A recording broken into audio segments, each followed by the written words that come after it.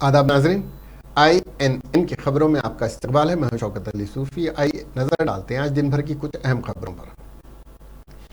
मुल्क भर में कोविड के नए वेरिएंट ओमाइक्रॉन के बढ़ते हुए केसेस के दरमियान मरकजी वजारत दाखिला ने कोविड से मुतालिक प्रोटोकॉल और रहनुमा खतूत पर अमल आवरी की मुद्दत 31 जनवरी 2022 तक बढ़ा दी है और तमाम रियासतों और मरकजी जेर कंट्रोल इलाकों से कहा है कि उस पर सख्ती से अमल दरामद किया जाए।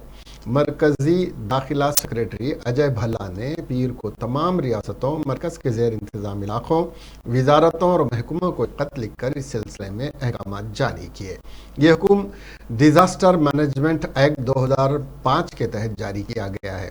जुमेरात को वज़ीर आज़म नरेंद्र मोदी की तरफ से मुल्क भर में कोविड की सूरत हाल का जायजा लेने के बाद जारी करदा हुक्म में कहा गया है कि रियासतों और मरकज़ के ज़ेर इंतज़ाम इलाकों को कोविड वायरस की सूरत हाल के पेश के मुताबिक भीड़ को कंट्रोल करने के लिए मुकामी सतह पर ज़रूरी पाबंदियाँ आयद करनी चाहिए।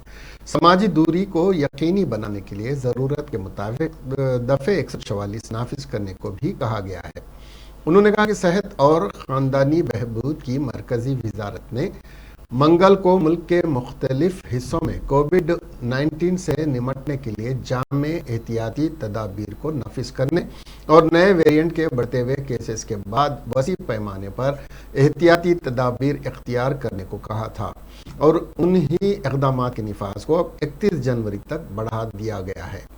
मिस्टर भल्ला ने तमाम रियासतों और मरकज़ के ज़ेर इंतज़ाम इलाकों के चीफ सेक्रेटरियों से कहा है कि वो उन इक़दामात और रहनुमा खतूत को पूरे मुल्क में सख्ती से नाफिज करें। खिलाफ वर्जी करने वालों के खिलाफ डिजास्टर्स मैनेजमेंट एक्ट की दफ़े 51-60 और ताज़ीरात दफ़े हिंद की दफ़े 188 और दीगर कानूनी दफ़ात के तहत कार्रवाई की जाएगी। बढ़ते हुए कोरोना वायरस के मामलात के पेश नज़र वज़ीर सेहत हरीश राव ने ओहदेदारों को शहर में वैक्सीनेशन के अमल को तेज़ करने की हिदायत दी। हरीश राव ने कहा कि चीफ मिनिस्टर के अहकामात के साथ वैक्सीन की पहली खुराक 100% तक पहुंच गई है और उसी मकसद के साथ वैक्सीन की दूसरी खुराक भी मुकम्मल की जानी चाहिए। उन्होंने महकमे सेहत के हुक्काम से यह भी कहा कि वो 60 साल से ज़ायद उम्र के अफराद के लिए बूस्टर डोज के हवाले से इक़दामात को तेज़ करें और 15 से 18 साल की उम्र के अफराद को भी वैक्सीन लगाएं। वज़ीर ने रियासत में कोरोना वायरस की सूरत हाल, ओमाइक्रॉन के फैलाव और वैक्सीनेशन पर MCHRD में सेहत के हुकाम के साथ मीटिंग की। मीटिंग में सेक्रेटरी सेहत रजवी, TASMIDS के चेयरमैन एरोला श्रीनिवास, CM के OSD गंगाधर, DME रमेश रेड्डी और डायरेक्टर सेहत Srinivas Rao, family welfare chairman Vakati Karuna, TSIMD CKMD Chandrashekhar, Kaloji university के vice chancellor Karunakar Reddy, NIMS के डायरेक्टर मनोहर मौजूद थे। हरीश राव ने कहा कि तेलंगाना ने मुल्क की औसत 90% के मुकाबले वैक्सीन की पहली खुराक 99.46% तक हासिल किया है, जबकि दूसरी खुराक 64% में दूसरी खुराक में रियासत ने मुल्क की औसत 64% के मुकाबले में 61.3% का निशाना हासिल किया है। वजीर ने हुक्काम को कोरोना वायरस की तीसरी लहर से निमटने के लिए हुकूमत की तरफ से किए गए इंतजाम की निगरानी करने की भी हिदायत की और उनसे कहा कि वो लोगों को मास्क पहनने और अवामी मुकामात पर जिस्मानी फासले पर बरकरार रखने को यकीनी बनाएं।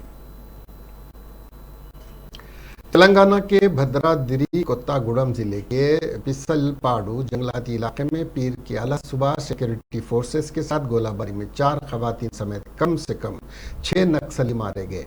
इलाके में तलाशी मुहिम जारी है। भद्राद्री कोत्तागुड़म के SP सुनील दत्त ने बताया कि तेलंगाना ग्रे हाउंड्स और नक्सलियों के दरमियान एनकाउंटर हुआ।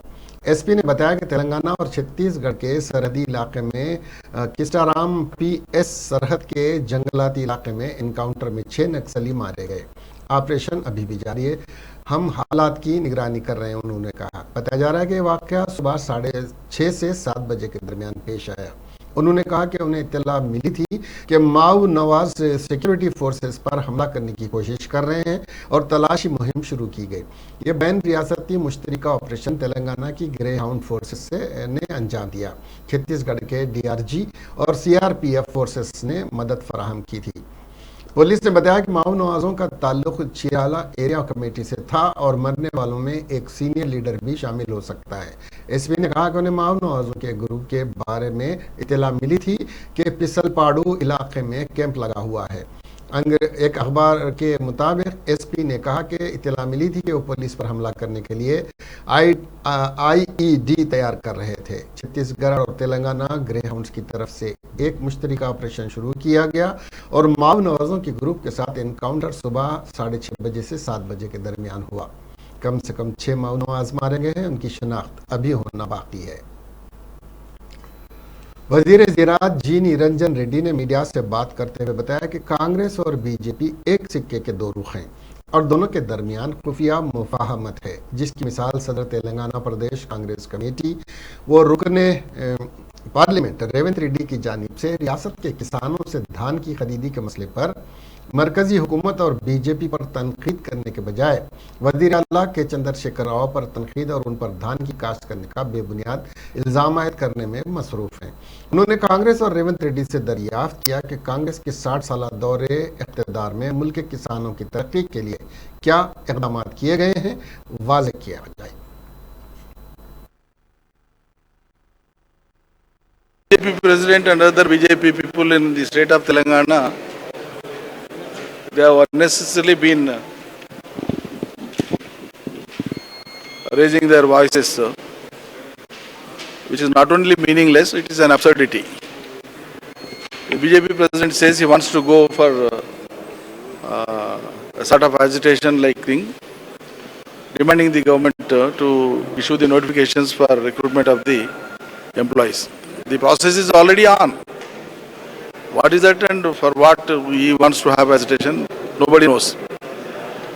I suggest that the president of BJP here in the state of Telangana and also the union minister representing the state of Telangana and their other colleagues, they should evince more interest in pursuing with government of India to see that more than 8 lakh 72,000 and odd vacancies of government of India posts are lying just like that. Let them take initiative to see that the process begins and some unemployed. TRS के रुकन assembly Musheerabad मोटा गोपाल ने मरकज में BJP के ज़ेर sir NDA पर इल्ज़ाम आयद किया कि इक़्तिदार पर आने के बाद से बीजेपी ने मुलाजिमतों की अदम फराहमी के जरिए खुदकशियों को फ़रोग़ दिया है। बीजेपी के इक़्तिदार में आए वक्त में बेरोज़गारी के औसत 3.6% था और यह अब 7 सालों में 9.4% तक बढ़ गया है। INN से बात करते हुए मोटा गोपाल ने बीजेपी पर तनकीद करते हुए कहा कि मरकज़ में बरसर इक़्तिदार जमात नई तश्कील करदा रियासत तेलंगाना में बेरोज़गारी के मसले पर धरने के ज़रिए अपने वक़ार को मजरू कर लिया है। रियासत तेलंगाना में अब तक 1,32,000 जायदादों पर तक़र्रुरात अमल में लाए गए हैं। बीजेपी की ज़ेर क़ियादत मुल्क की सबसे बड़ी रियासत उत्तर प्रदेश में किसी किस्म की कोई सरकारी तक़र्रुरात नहीं किए गए हैं, मगर बीजेपी वहां पर आवाज़ नहीं उठा रही है। ఖరీఫ్లో వచ్చిన వడ్డు మొత్తం కొంటామని చెప్పిన వ్యక్తులు, ధాన్యం కొంటామన్న వ్యక్తులు ఇంతవరకు తీసుకోకపోవడం శోచనీయం. అదే కాకుండా ఏదైతే యాసంగి అంటాం, యాసంగి పూట బాయిల్డ్ రైస్ అది కొంట నూకగా మారిపోతుంది, దాన్ని కొనే ప్రసక్తి లేదు అన్న సంగతి తెలియపరుస్తూ చూస్తున్నాము. మరి ఈనాడు రైతులు మన తెలంగాణలో చాలా పెద్ద ఎత్తున ఏ విధంగా వరి ఇస్తున్నారు. మరి వరికి సపోజ్ మరి వీరు రబీ పంట కొనకపోతే, యాసంగి పంట కొనకపోతే ఎవైతే చెర్ల కింద డ్యామ్ల కింద పొలాల పరిస్థితి ఏం కావాలని ఆలోచించుకోవాలి. దీన్ని ఆలోచించుకున్న మన వ్యక్తులు, మన మంత్రులు, మన లీడర్లు పెద్ద ఎత్తున మీరు తెలంగాణలో పండించిన వరి కొనాలి, ధాన్యం కొనాలి అనే ఉద్దేశంతో వాళ్ళను నిలదీయడానికి, వాళ్ళు నడవడానికి వెళ్తే వాళ్ళు మాట్లాడుతున్న మాట మనం చూస్తూనే ఉన్న సంగతి తెలియపరుస్తున్నారు. ఈరోజు तेलंगाना प्रदेश कांग्रेस कमेटी के सदर रेवंत रेड्डी को एरावेल में रक्षा बंडा प्रोग्राम से पहले हैदराबाद में उनकी रिहाइश गाह पर नजरबंद कर दिया गया था। रेवंत रेड्डी ने इतवार के रोज ऐलान किया कि पार्टी आज एरावली में रच्चा बंडा प्रोग्राम मुनक्किद करेगी ताकि मीडिया को दिखाया जाए कि किस तरह वजीर आला अपने घर के 150 एकड़ पर धान की फसल काश्त कर रहे हैं, जबकि किसानों को यासिंगी में धान की काश्त करने की हौसला शिकनी कर रहे हैं। उसके पेश नज़र पुलिस वीर की सुबह रेवंत रेड्डी के घर पहुंची और घर पर से गिरफ्तार कर लिया। पुलिस ने उनके घर के करीब रुकावटें भी खड़ी कर दी थीं। दरियासना एरावली जाने वाली कांग्रेस कायदीन को भी नजरबंद कर रखा गया। गिरफ्तारी की मजम्मत करते हुए कांग्रेस पार्टी के कायदीन वी हनुमंत राव, पुन्नाला लक्ष्मैया, शब्बीर अली और मधु याशकी ने चीफ मिनिस्टर से सवाल किया कि वो कांग्रेस कायदीन को रच्चा बंडा मुनक्किद करने से क्यों रोक रहे हैं।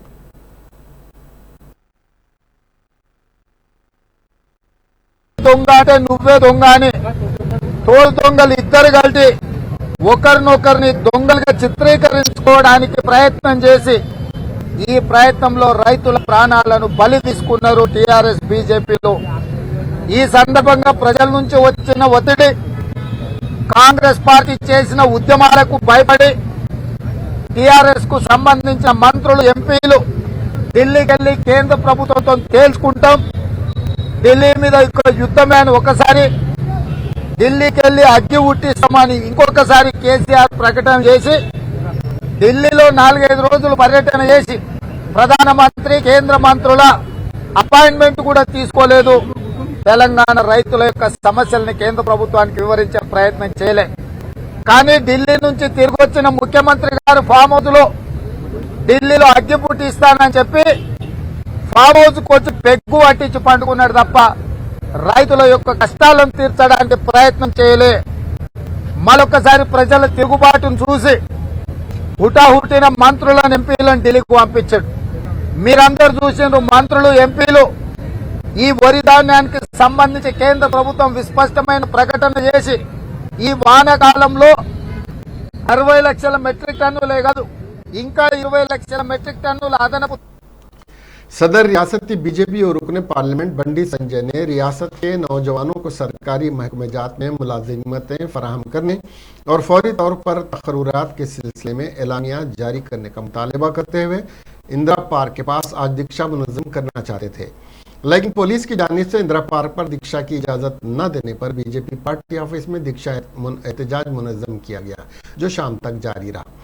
सदर रियासती बीजेपी और रुकने पार्लियामेंट बंडी संजय की दीक्षा में इंचार्ज रियासत तेलंगाना बीजेपी तरुण चौक, बीजेपी कायदीन विजय शांति, सुधाकर रेड्डी, रामचंद्र राव, विजय रामा राव, NVS प्रभाकर के अलावा रियासत भर के पार्टी कायदीन और कारकुनों ने शिरकत करते हुए हुकूमत के खिलाफ नारेबाजी की और फौरी तौर पर सरकारी महकमे जात में मखलूआ जायदादों पर तकर्रुरात का एलामिया जारी करने का मुतालबा किया।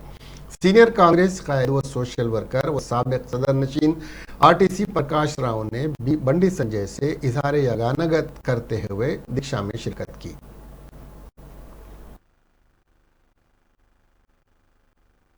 సకల జనుల సమ్మెను ఉవ్వెత్తినప్పుడు ఉద్యోగుల పరిస్థితి అది వల్ల భార్య ఒక కాడ, భార్య ఒక జిల్లాలో, భర్త ఇంకో జిల్లాలో, తల్లిదండ్రులు ఇంకో జిల్లాలో, పిల్లలు హైదరాబాద్ లో ఎక్కడో ఏ స్కూల్ చదువుతుంటే మొత్తం అందరిని చీచి ఎక్కడెక్కడ ఏం కనీసం పద్ధతి పాడు లేకుండా ఇలా ఉద్యోగులను ఏ విధంగా ఇబ్బంది పడుతుందో ఒక్కసారి రాష్ట్ర ముఖ్యమంత్రి కూడా ఏడుస్తున్నారు. నా ఒక్కొక్కరు ఉద్యోగులు ఉద్యోగ సంఘాలు ఏడవని అర్థం కలుగుతారు. ప్రగతి భవన్ ఈ బిర్యానీలు తిని కుల షోరా, మటన్ షోరా, కీమా, బ్రేడ్లు అంటే ఉద్యోగ సంఘ నాయకులు ఈ రోజు ఏడవేంద్రో ఒక్కసారి చెప్పండి. వాళ్ళ భయపడక నా ఉద్యోగ సంఘాలను నేను విజ్ఞప్తి చేస్తున్నా, రెచ్చగొడుతున్నాను మిమ్మల్ని. మీరు ఇట్నే నిశ్శబ్దంగా ఉంటే, ఇదే విధంగా మీరు భయపడుంటే ఈ మూర్ఖుడు ఇంకా మిమ్మల్ని మోసం చేసే ప్రయత్నం చేస్తాడు. భారతీయ జనతా పార్టీ మీకన్నా పోటీ అన్న 2 సంవత్సరాలు ఏముందన్న 2 సంవత్సరాలు 2 సంవత్సరాలు తెలంగాణ రాష్ట్రం వచ్చేది మీ ప్రభుత్వం అన్న, భారతీయ జనతా పార్టీ ప్రభుత్వం అన్న. ఈ మూర్ఖుడిగా 2 సంవత్సరాలు ఉండే పరిస్థితి లేదన్న తెలంగాణ రాష్ట్రంలో. ఎందుకు భయపడుతున్నారన్నా? మీకు అన్యాయం జరిగితే మీరే కదన్నా ఈ ఉపాధి వర్గాలు కదన్నా సకల జనుల సమస్య తెలంగాణ రాష్ట్రాన్ని సాధించుకున్నది. ఈ RTC కార్మికులే కదమ్మా అశ్వత్థామ నేతృత్వంలో ఉద్యమం చేస్తే తెలంగాణ రాష్ట్రాన్ని సాధించుకున్నది. सदर कुल हिंद मजलिस इत्तेहादुल मुस्लिमीन और रुकन पार्लियामेंट बैरिस्टर असदुद्दीन अवैसी ने मुल्क की सियासी जमातों से सवाल किया कि हरिद्वार में धर्म संसद के दौरान मुसलमानों के खिलाफ की गई जहर अफशानी पर अपनी राय वाज़े करें। किसी भी सेकुलर सियासी जमात को उत्तर प्रदेश के 19% मुसलमानों की कोई फिक्र नहीं, मगर 2% ब्राह्मण वोटर्स को मनाने के लिए हर पार्टी अपना जोर लगा रही है।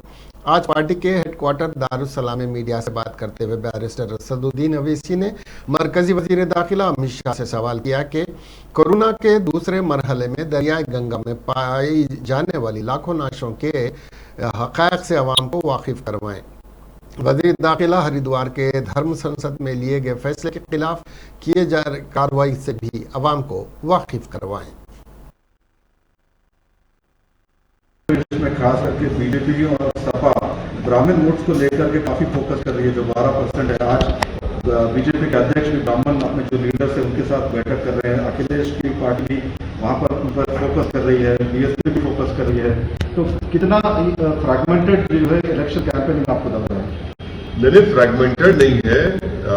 आपने सही कहा कि अखिलेश यादव और बीजेपी और बीएसपी हमारे ब्राह्मण भाइयों के वोटों के लिए पूरी कोशिश कर रही है, मगर देखिए इन तमाम में कॉमन फैक्टर है कि सिवाय 19% उत्तर प्रदेश के मुसलमानों के सब कास्ट और बरादरियों के ऊपर मेहनत की जा रही है और 19% मुसलमानों को इन तमाम पार्टीज ने यतीम और लाचार बनाकर छोड़ दिया है और इनके कोई वोट की अहमियत नहीं रही। यही बात हम उत्तर प्रदेश के मुस्लिम माइनॉरिटी को बता रहे हैं कि भाई आपकी कोई लीडरशिप को आपको पैदा करना पड़ेगा।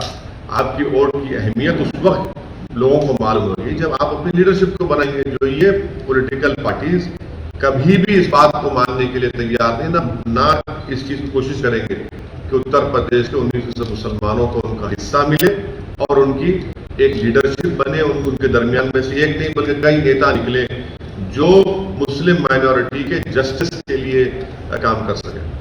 और दूसरी बात सर, कल गृहमंत्री ने कहा था कि जो अगर सपा या बसपा की सरकार आती है तो राम मंदिर जो है वहां पर नहीं बनाएंगे। तो क्या राम मंदिर अभी भी इस इलेक्शन में बड़ा मुद्दा रहेगा सर? अब ये तो आप मीडिया के लोगों को तय करना है। जो हमारी हर स्पीच के बाद आप लोग कुछ ना कुछ उसमें निकालते हैं नुक्ता। अब जो देश के होम मिनिस्टर इस तरह की बात कर रहे हैं तो डेवलपमेंट की क्यों नहीं बात करते? वो देश के होम मिनिस्टर हैं तो उनको ये बताना चाहिए कि नमी में गंगा के जो डायरेक्टर जनरल ने अपनी किताब में कहा कि कोविड के दूसरे फेज में लाशें बह रही थी गंगा के ऊपर, उस पर बात करें ना, उस पर बात ही नहीं करेंगे। इसमें खास करके बीजेपी और साबिक वजीर और बीजेपी रुकन असम्बली इटाला राजेंद्र ने कहा कि रियासत में 40 लाख तालीम याफ्ता बेरोजगार नौजवान एम्प्लॉयमेंट एक्सचेंज में अपने नामों के इंदराज के बाद सरकारी मुलाजिमतों के नोटिफिकेशन का इंतजार कर रहे हैं। हालांकि रियासत की तश्कील के बाद तेलंगाना में 1,32,000 तकर्रुर तलब जायदादों की निशानदेही की गई थी। हुकूमत ने इस रिपोर्ट पर मुस्बित रद्द अमल जाहिर नहीं किया। बीजेपी की आज मुलाजिमतों की फरहमी के मुताले पर किए गए धरने के मौके पर INN से बात करते हुए टाला ने वज़ीर आला के चंद्रशेखर राव से फौरी तकर्रुर तलब जायदादों के एलामिया जारी करने का मुतालबा किया और कहा कि 2023 में बीजेपी बरसर इख्तिदार आने के बाद तमाम जायदादों पर तकर्रुरात करेगी। तेलंगाना राज्य के अंदर कमेटी रिपोर्ट दिया था 1,92 पोस्ट खाली है। बल्कि तेलंगाना राज्य बनने के बाद ग्रुप 1 जो रिक्रूटमेंट था एक भी नहीं किया था, टीचर्स रिक्रूटमेंट नहीं किया था और ये अनएम्प्लॉयड यूथ 26 लाख जो नमूद किया था TSPSC में और 40 lakh people who enrolled in unemployment exchange. आज तक KCR जी ने एक जने के भी वो एम्प्लॉयमेंट नहीं मिला था। भारतीय जनता पार्टी आज हमारा राज्य अध्यक्ष के नेतृत्व में जो निराहार दीक्षा चला था, जो हंगर स्ट्राइक चला था, उसको थाउजेंड्स ऑफ पीपल जो आया है सारे तेलंगाना के अंदर हर एक कमेटी हर एक यूनिट जो सपोर्ट किया था आने वाले दिन में केसीआर जी को हम डिमांड कर रहा है इमीडिएट तुरंत नोटिफिकेशन देना है, रिक्रूटमेंट करना बोल के। 2023 में भारतीय जनता पार्टी आने वाला है, जब जरूर हमारे जो रिक्रूटमेंट है वो करते। रियासती वजीर अफजाइश मवेशियां तलसानी श्रीनिवास यादव ने अपोजिशन कायदीन को चैलेंज किया कि मुल्क की किसी भी रियासत में किसानों को 24 घंटे मुफ्त बरक़ी फराहम की जा रही हो तो बताएं, और इतने बड़े आपाशी प्रोजेक्ट ज़राअत के लिए बनाए गए हैं। क्या तलसानी श्रीनिवास यादव आज अरकान असम्बली कालेरू वेंकटेश मोटा गोपाल के हमरा मीडिया से बात करते हुए मरकजी वजीर पीयूष गोयल पर इल्ज़ाम किया कि वो तेलंगाना के वज़रा नहीं बल्कि तेलंगाना के लाखों किसानों की बेइज्जती की है। पीयूष गोयल तेलंगाना वज़रा के दिल्ली में एक हफ्ते क़याम के बावजूद किसानों के लिए कोई मुस्बित फैसला नहीं किया। मरकजी की बीजेपी हुकूमत ने उत्तर प्रदेश में शिकस्त के खौफ से 3 ज़राई क़वानीन से दस्तबरदारी अख्तियार कर ली है, जबकि मरकज़ के एक और वजीर ने इन ज़राई क़वानीन को दोबारा निफाज करने की पेश क़ियासी की है।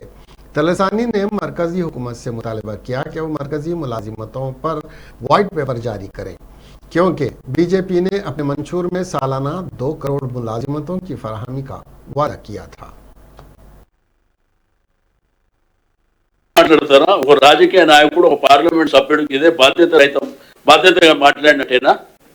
తరిమి కొడతారు, గలవట్టి కొట్టుండి ఇదే మాట్లాడతారా? ప్రభుత్వం ఉన్నాం కాబట్టి ఆ మాటలు మాట్లాడతలేము.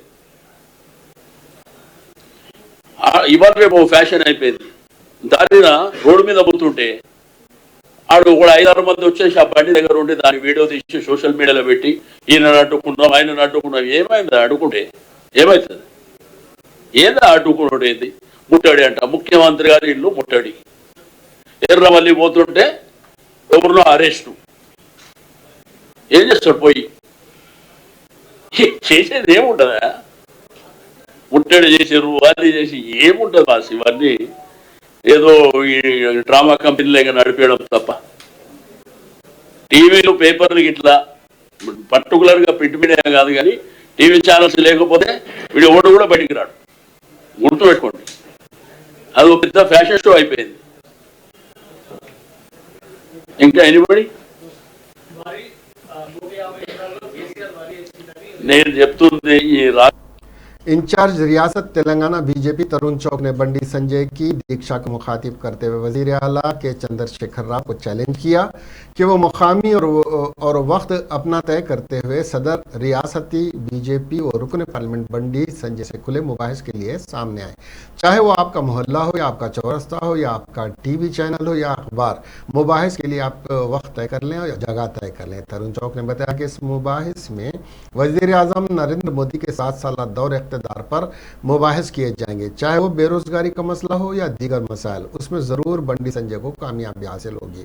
तरुण चौक ने वजीर आला के चंद्रशेखर राव पर तनकीद करते हुए ने धोखेबाज वजीर आला करार दिया और कहा कि चंद्रशेखर राव ने रियासत के हर घर के हर फर्द को नौकरी देने का वादा किया था, लेकिन 7 साल गुजरने के बावजूद नौकरी देने में नाकाम रहे। उन्होंने कहा कि केसीआर का सारा खानदान चोर लुटेरा है। तेलंगाना के एहतजाज में हिस्सा तो नहीं लिया, लेकिन आज तेलंगाना की तश्कील के बाद ऐशो इशरत की जिंदगी गुजार रहा है उनका खानदान। जिस सरकार के मुखिया धृतराष्ट्र की तरह आंखों पर पट्टी बांधकर तेलंगाना का चीरहरण होता देख रहे हैं। मित्रों, केसीआर साहिब ने वादा किया था हर घर नौकरी देने का।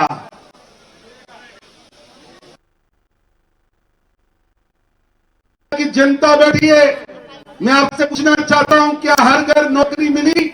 बताइए, मिली? मिली? मिली? मिली? केसीआर साहिब कहते हैं हर घर नौकरी मिल चुकी है। जब वो घर देखते हैं ना पार्षद महोदय, तो अपना घर देख रहे हैं। केसीआर साहब अपना घर देख रहे हैं। बेटी विदेश में थी, बेटा विदेश में था, दामाद कहीं और था, भाई का रिश्तेदार कहीं और था, पूरा का पूरा लूटू टोला, पूरा का पूरा लूटू टोला अपने अपने काम में व्यस्त था जब तेलंगाना का आंदोलन चल रहा। तेलंगाना के आंदोलन में जिन्होंने 1 मिनट नहीं दिया, खून छोड़िए जिनका पसीना भी आंदोलन में नहीं बहा, वो आज केसीआर सरकार के मंत्री हु इज हु बने बैठे हैं। और जिन्होंने आंदोलन किया, चाहे वो एक वार्ड का अध्यक्ष ले लीजिए और चाहे बड़े से बड़ा नेता ले लीजिए, तेलंगाना आंदोलन के जननायक आज भारतीय जनता पार्टी के साथ हैं, भारतीय जनता पार्टी के साथ हैं। आज तेलंगाना की जनता को लगता है कि केसीआर की सरकार ने उनके साथ धोखा किया। राजन्ना सिरसिला जिले में 3 लोगों का ओमाइक्रॉन टेस्ट मुस्बित आया है।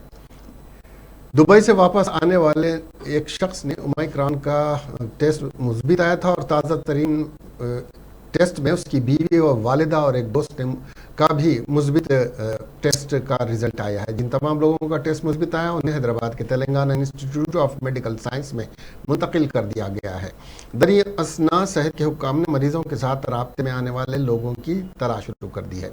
इतवार को रियासती महकमे सेहत ने कहा कि ओमाइक्रॉन की मुकामी मुंतकिली के दूसरे केसेस की तस्दीक हुई है और मरीज एक बैनुल अक़वामी मुसाफिर से मुतासिर हुआ था। दरी असना 2 अफराद जिन्होंने हाल ही में गैर खतरे वाले ममालिक से सफ़र किया था, इतवार को ओमाइक्रॉन के लिए उनका टेस्ट मुस्बित आया, जिससे रियासत में ओमाइक्रॉन के केसेस की कुल तादाद 44 हो गई है और 16 टेस्टों के नतायज का भी इंतजार है।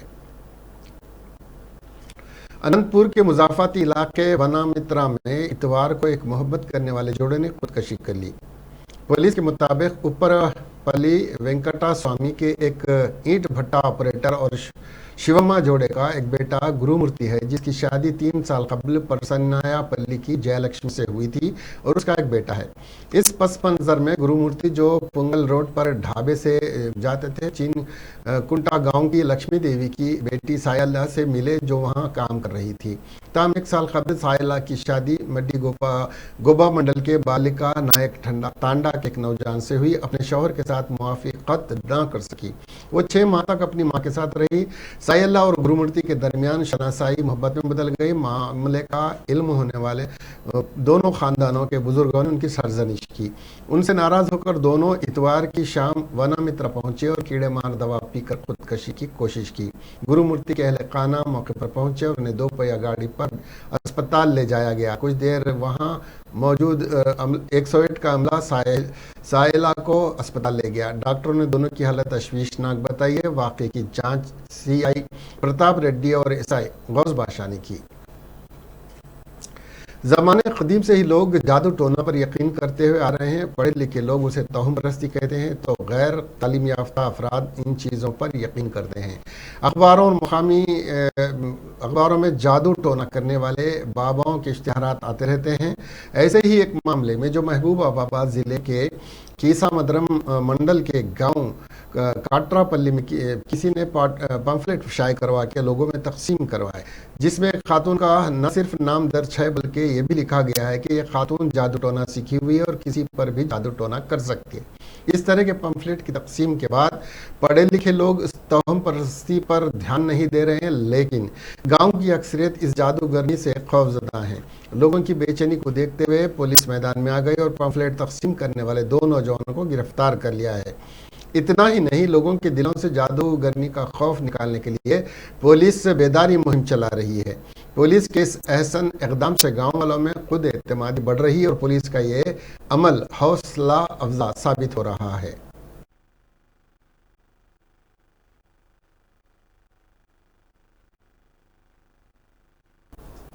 इसके साथ ही ये खबरें यहीं ख़त्म हुई। अब हमें दीजिए इजाज़त और देखते रहिए INN चैनल। खुदा हाफ़िज़।